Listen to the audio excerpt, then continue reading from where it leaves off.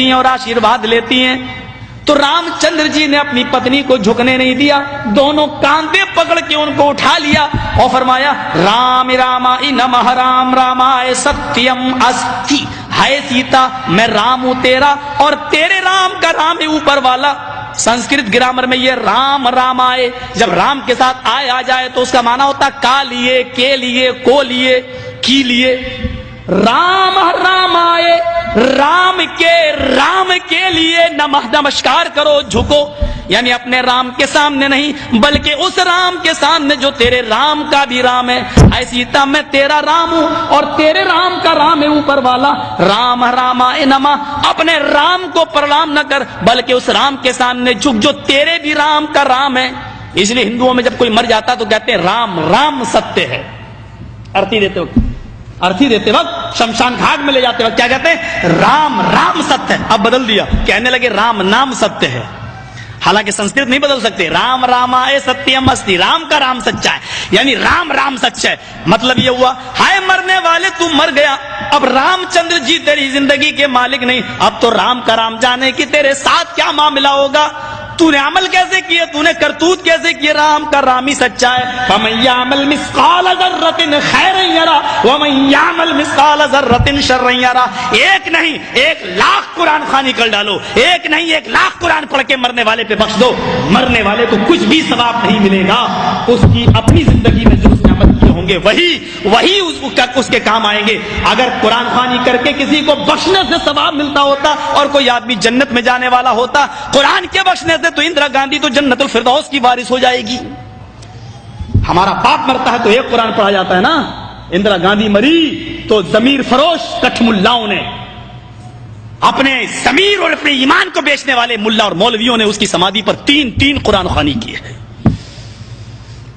सिर्फ कांग्रेस से पैसा वसूल करने के लिए।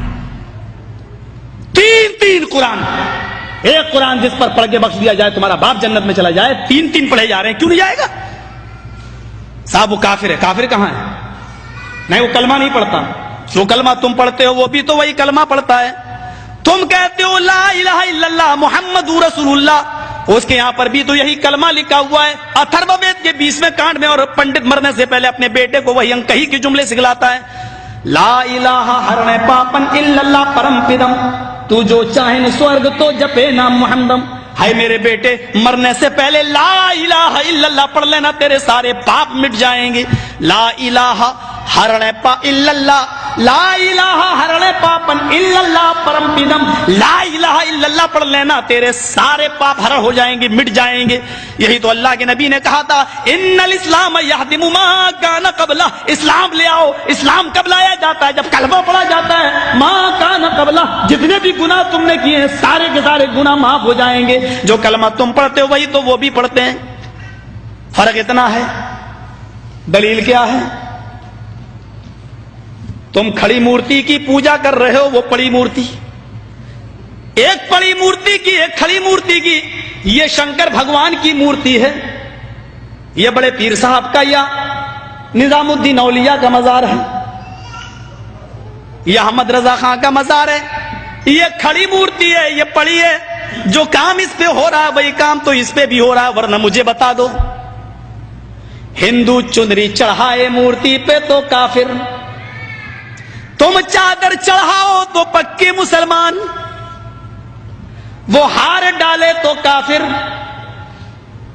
तुम फूल बरसाओ तो पक्के मुसलमान। ये कोई चीज खाने की मूर्ति पे चढ़ाए तो कहे प्रसाद, प्रसाद खाना हराम। यहां पर कोई चीज चढ़ाई जाए उसको कहो तबर्रुक है, और ये खाना बड़ा मुबारक। हिंदू मूर्ति धोकर उसका पानी पिए और कहे कि ये गंगा जल से ज्यादा पाक पवित्र है, इससे बीमारियां सही हो जाती हैं। मुसलमान और उसके मौके पर कब्र धोकर पानी उसके बोतलों में भरे और कहे कि इसके आगे तो जमजम भी फेल है, तो ये पक्का मुसलमान।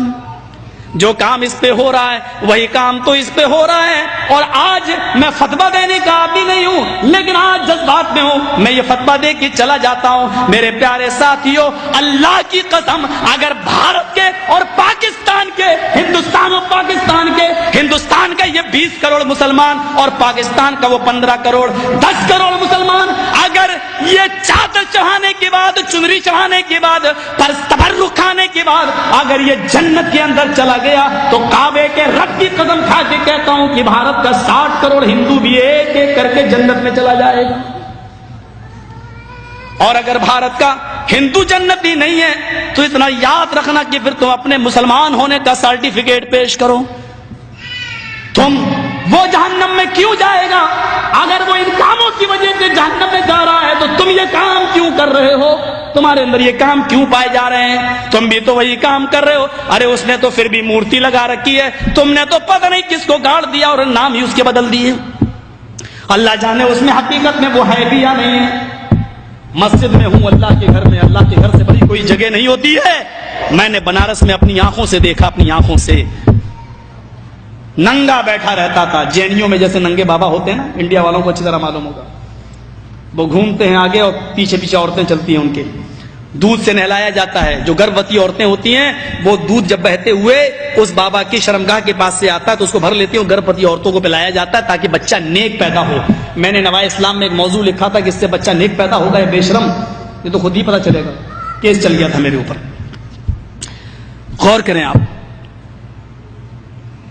ننگا بیٹھا رہتا تھا، ایک ٹائم کی نماز نہیں پڑھتا تھا، اس کو وضو بنانا نہیں آتا تھا. مر گیا جب وہ، اس کا مزار بنا دیا گیا. 3 سال کے بعد اس کا نام رکھ دیا گیا ننگا بابا. نام بھی ہے ننگا بابا. ان کو نام بھی ایسے ہی ملیں گے، اللہ کی قسم ان کو صحیح نام بھی نہیں مل سکتے. ننگا بابا. ذرا بتاؤ کہ ننگا رہنا کون سی شریعت میں ہے؟ کون سا مذہب ننگا رہنے کی تعلیم دیتا ہے؟ کون سی تہذیب ننگا رہنے کی؟ اور یہ نام تک رکھا گیا ننگا بابا. بابا پر رکھا ہوا ننگا بابا باقاعدہ. جیسے بریلی کے اندر تھا ایک کتا بابا، اب تو بدل دیا لوگوں نے، کہتے کتب بابا، کتب کر دیا. لیکن رکشے والے سے کہو کتب شاہ کے مزار پہ جانا تو جانتا ہی نہیں جب تک یہ نہ کہو کتا بابا. ایک کا نام ہے پتنگ بابا. کسی شریف انسان کا کام ہے پتنگ اڑانے کا؟ نام رکھا گیا پتنگ بابا. بنگلور سائڈ میں چلے جاؤ، مجھے میرے دوستوں نے دکھلایا جنگلی بابا. کون نام ہے؟ نام تو پہلے اچھے رکھ لو یار، نام تو کم سے کم صحیح رکھو. یہ تو جو یہاں ہو رہا ہے وہ کام یہاں ہو رہا ہے. یہ میں نے ہندو دھرم سے ایک توحید بتائی. رام چندر جی نے کہا کہ اس کے سامنے جھکو جو تمہارے رام کا بھی رام ہے. ذرا اولڈ ٹیسٹامنٹ سے ایک توحید سنیے.